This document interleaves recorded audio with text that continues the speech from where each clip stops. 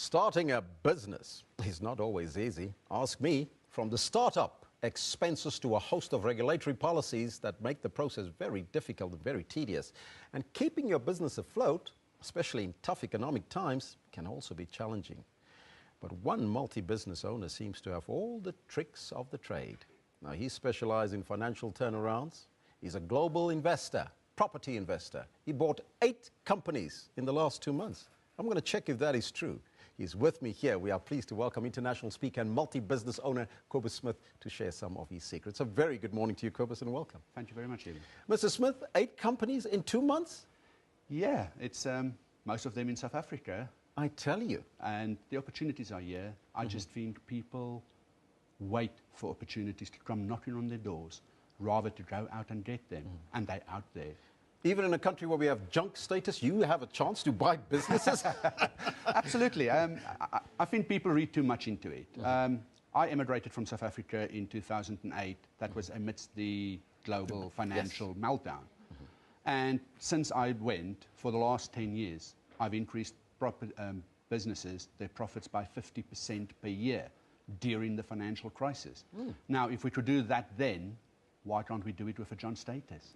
I tell you. Now, to be successful and to travel around the world and to assist these companies, you must have something that works for you. What is it? What is the magic? Passion.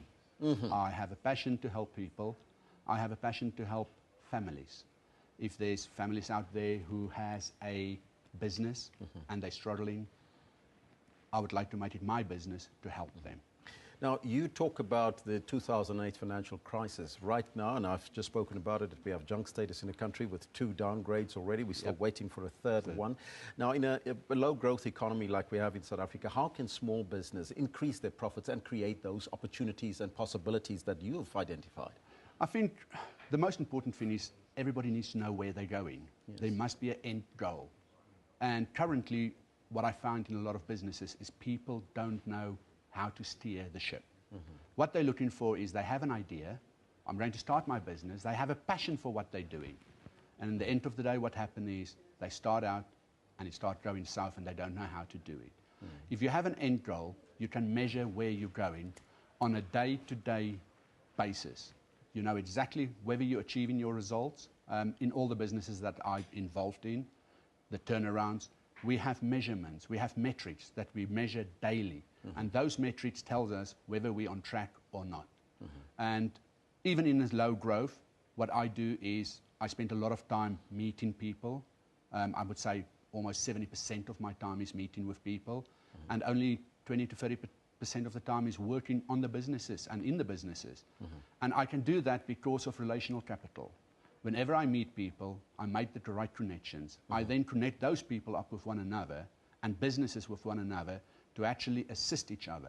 I think quite often what we find in the business industry is that everyone is out for themselves. Yeah, working in silos. Very much, yeah, working in silos, but also it's, if I can undercut you, I will do that, rather than collaborate and work together to find the best solution for not just the businesses, but also for the economy and the country in itself.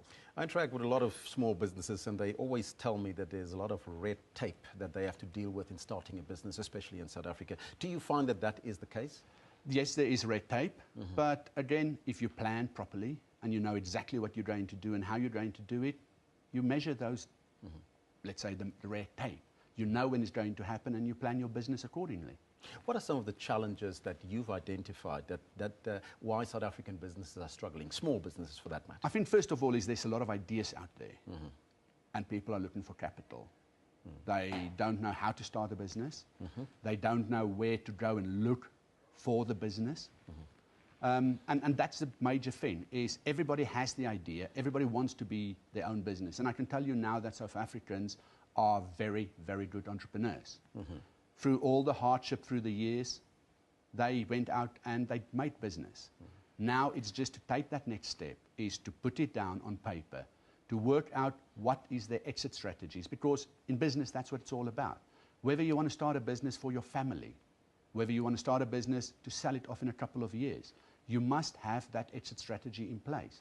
And if you've got that, then you can work backwards and measure, as I said earlier. And if you can measure, you can manage your business. But the challenge is yes, capital. A lot of people don't know where to find the capital, and how to start the business. And there's so many organizations available in South Africa where people can get the capital, but they don't know how to access it. That's exactly what it is. I mean, you talk about the SABC. There's so many businesses, banks that would lend money. But again, people think that, yes, you know, I want to grow. I think also a lot of people, and this is most probably more to the other side of it, is people are scared of BBBEE. I can't start a business because I can't do business with this one. I can't do business with that one because this brings rating. Instead of just going and trying to understand exactly what is BBBEE. Yes. And when they understand, then they will know what is the next step to do. I want to go back to your mojo, 50% increase in profits in the last 14 years for every company you work with. Yes. What did you do differently? First of all, I go through the financial statements and make absolutely sure that the costs are bare minimum. We do something that we call zero budgeting. Every year we go back to the budget and we start from zero.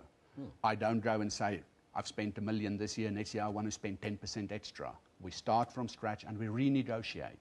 So if the suppliers get comfortable, and that is the problem in business, people get comfortable. We go, we find one supplier, we're happy with the supplier. We never need to renegotiate the prices. What we do is we renegotiate constantly. And that keeps our profits down, or that keeps our costs down and increase our profits. You also assist companies to invest offshore. I do. And how successful has that been? Pretty successful.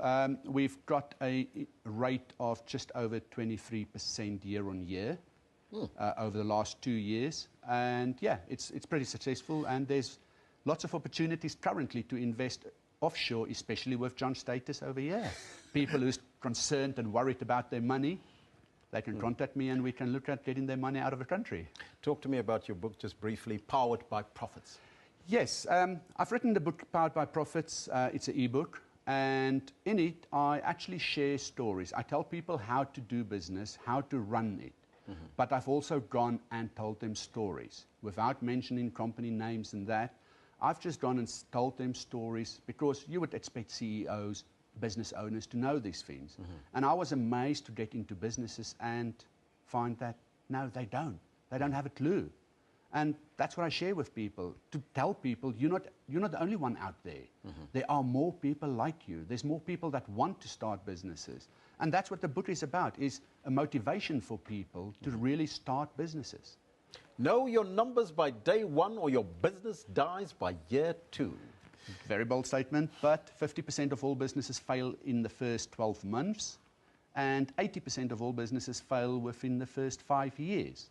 And of the 2 that remains, at least one of those 2 will only have 1 employee after 5 years. Mr. Smith, where can people get details on this? This is on the website, www.poweredbyprofits.com. And if they want to make contact, my details are on there. But if they want to contact me directly, my email address is Kobus, Kobus, @poweredbyprofits.com. Thank you, sir, for joining us here in studio. Thank you very much. And all the best of luck. Thank you very much. That was international speaker and multi-business owner Kobus Smith. He just bought, in the last 2 months, during the crisis here in South Africa to junk status, 8 companies. What about you?